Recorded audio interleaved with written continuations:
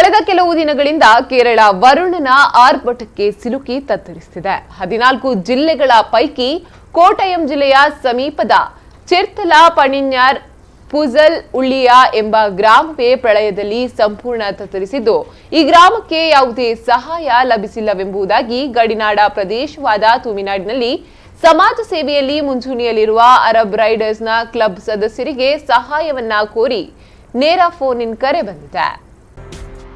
Phone ಕರೆಯನ್ನ ಗಂಭೀರವಾಗಿ ಪರಿಗಣಿಸಿದ Arab Riders club ಸದಸ್ಯರು ತುರ್ತು ಸಭೆ ಕರೆದು ಸಕ್ರಿಯವಾಗಿ ಕೇವಲ 48 ಗಂಟೆಗಳಲ್ಲಿ ಸುಮಾರು 3 ಲಕ್ಷ ರೂಪಾಯಿ ಸಂಗ್ರಹಿಸಿ ಆಹಾರ ಸಾಮಗ್ರಿ, ಬಟ್ಟೆ, ನೀರು ಸೇರಿದಂತೆ ನಿತ್ಯೋಪಯೋಗಿ ಸಾಮಾನುಗಳನ್ನು ಹೇರಿಕೊಂಡು 7 ಮಂದಿ ಸ್ವಯಂ ಸೇವಕರೊಂದಿಗೆ ಪ್ರಯಾಣ ಬೆಳೆಸಿದ್ದಾರೆ.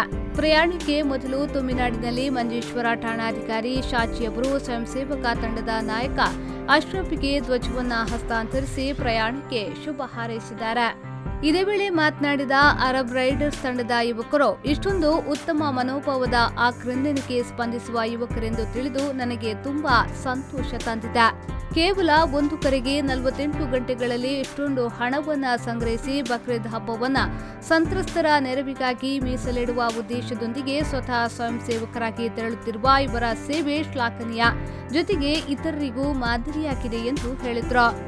ಈ ಸಂದರ್ಭ ಕ್ಲಬ್ ಸ್ಥಾಪಕ ಅಧ್ಯಕ್ಷ ಹಾಗೂ ಹಿರಿಯ ಪತ್ರಕರ್ತ ಅಬ್ದುಲ್ ರೆಹಮಾನ್ ಉದ್ಯಾವರ, ಕ್ಲಬ್ ಪದಾಧಿಕಾರಿಗಳಾದ ಶಮೀರ್, ತಮ್ಮಿ, ಇಸ್ಮಾಯಿಲ್, ಸಿದ್ದಿಕ್ ತಂಗಲ್, ಸತ್ತಾರ್ ಸೇರಿದಂತೆ ಹಲವರು ಹಾಜರಿದ್ದರು.